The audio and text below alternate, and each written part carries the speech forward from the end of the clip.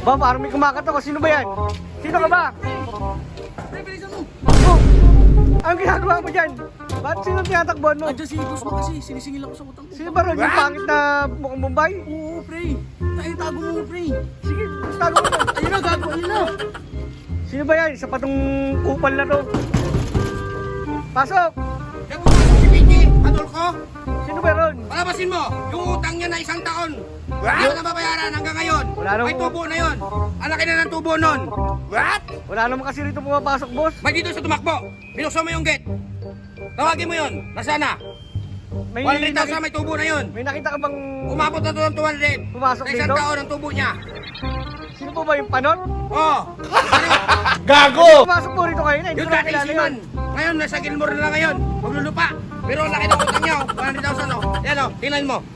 Pag tumubo yan, 1 taon may higit, 200 plus na. Kaya, dito lang kung nandito ha. Pagsabihan mo yun ha, Oo. lahat may mga utang dyan, huwag gayahin to si PG Adolfo ha. sige. Kasi hindi marunong magbayad ng utang. Pasensya na po, boss ha. Magaling siya mangutang, magaling makiusap.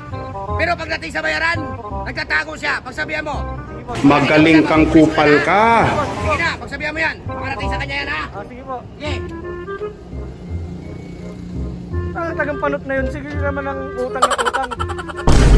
Wala na, wala na. Utang ka ng utang. Ano sabi? Eh, may utang ka raw ng 100,000. What? 100,000. 50 lang yun eh.